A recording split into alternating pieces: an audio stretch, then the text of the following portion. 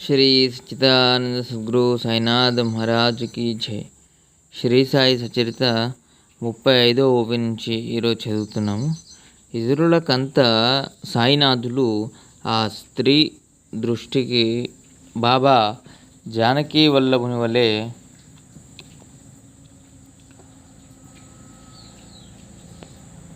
కనిపించగా ఆమె కళ్ళ నుండి అశ్రువులు జలజలా రాలాయి. అది చూసి జనులు ఆశ్చర్యపడ్డారు. 2 చేతులతో తాళాలు వాయిస్తూ కళ్ళ నుండి అశ్రువులను కారుస్తుంటే ఆ అపూర్వ దృశ్యాన్ని చూసి భక్తులు విస్మితులయ్యారు.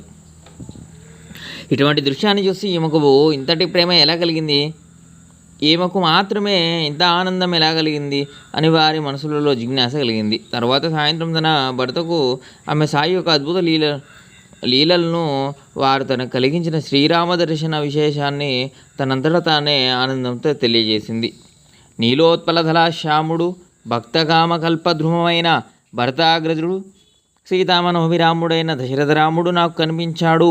కిరీటకుండల పండితుడు వనమాలా విరాజితుడు పీతాంబరధారి చతుర్భుజుడైన జానకీనాథుడు నాకు కనిపించాడు. శంఖ చక్ర గదాధరుడు శ్రీవత్సలాంఛన కౌస్తుభహారాలతో శోభిల్లు పురుషోత్తముడైన పరాత్పరుని మనోహర రూపాన్ని నేను చూశాను. మానవ రూపాన్ని ధరించిన అసామాన్య లీలావతారి అయిన ధనుర్ధారి జానకీ ప్రాణనాథుడు అయిన శ్రీరాముడు నాకు కనిపించాడు. పైకి ఫకీరు వలె కనిపించిన ఇంటింట భిక్షాన్ని అడుక్కున్న మనోహరుడైన జానకీ ప్రాణనాథుడు ధనుర్ధారి శ్రీరాముడిగా కనిపించాడు.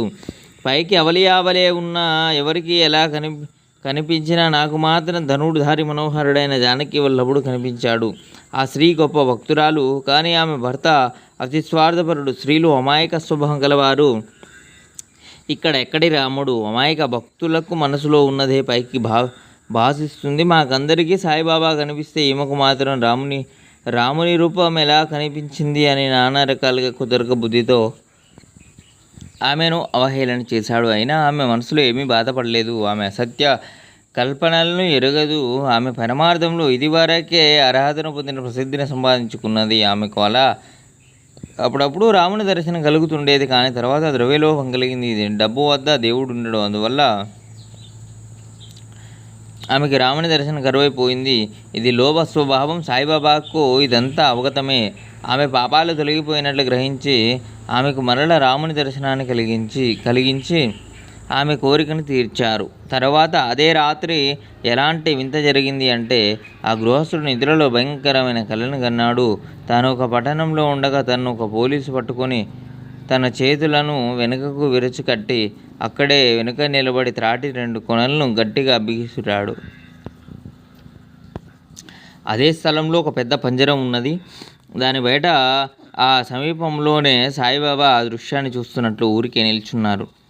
అతడు సాయి మహారాజును తన సమీపంలో చూసి 2 చేతులు జోడించి దీనవదనంతో ధైర్యంగా, బాబా, మీ కీర్తిని విని మీ పాదాల వద్దకు వస్తే మీరిక్కడే ప్రత్యక్షంగా ఉండగా మాకు ఈ దుస్థితి ఎందుకు అని అన్నాడు.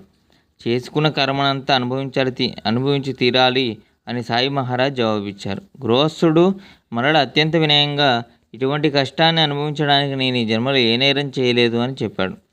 బాబా పూర్వజన్మల్లో చేసి ఉండొచ్చు అని అన్నారు. పూర్వజన్మల్లో నేనేం చేశానో నాకేం తెలుసు? ఏదైనా ఉన్నా అది మీ దర్శనంతో భస్మైపోవాలి కదా. మీ దర్శనంతో అగ్ని ముందు తృణం వలె భస్మైపోయి నేను ఎందుకు కర్మను విముక్తిని కాలేదు అని అడిగాడు. అప్పుడు సాయిబాబా, నీకు అంతటి విశ్వాసం ఉందా అని అడిగారు. ఉన్నది అని అతడు చెప్పగా బాబా అతని కళ్ళు మూసుకోమని ఆజ్ఞాపించారు. అతడు కళ్ళు మూసుకొని నిలబడగా వెంటనే ఎవరో పడ్డట్లుగా ధేల్మని చప్పుడు వినిపించింది. ఆ శబ్దాన్ని విని చకితుడై కళ్ళు తెరిచి చుట్టూ చూశాడు. తను బంధనం నుంచి విముక్తుడై పోలీసులు రక్తసిక్తమై పడి ఉండడం కనిపించింది.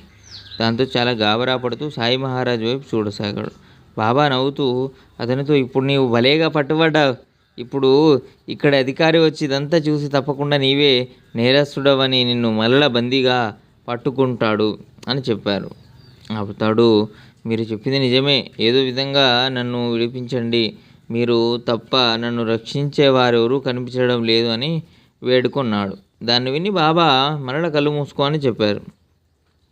అతడు అట్లే చేసి కళ్ళు తెరిచి చూడగా మరో విశేషం. తన బయట ఉండి తన వద్ద ఉన్న సాయిబాబాకు సాష్టాంగ ప్రణామం చేశాడు.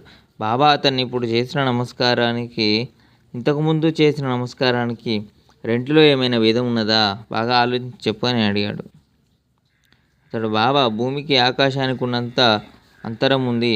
మొదట కేవలం ద్రవ్యం కోసం నమస్కరించాను. ఇప్పుడు మీరు పరమేశ్వరుడన్న భావంతో వందనం చేస్తున్నా. మొదట నాకు అసలు ఏమాత్రం భక్తి లేదు.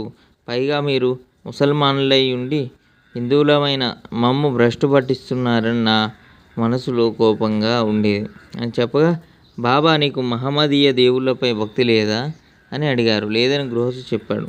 బాబా అతన్ని, మీ ఇంట్లో పంజా లేదు, మొహరం అప్పుడు దాన్ని పూజ చేయవు, బాగా ఆలోచించుకో. మీ ఇంట్లో కాడు బీబీ ఉంది, ముసల్మాన్ల దేవత అయిన ఆమెను వివాహాది శుభకార్యాలు పూజించి శాంతపరుస్తారు కదా అన్నారు. 74వ ఓవి నుంచి మరో వీడియోలో చదువుకుందాం. సద్గురు సాయినాథ్ మహారాజ్ కీ జై. లోకా సమస్తాం సుఖినో భవంతు. శాంతి శాంతి శాంతి.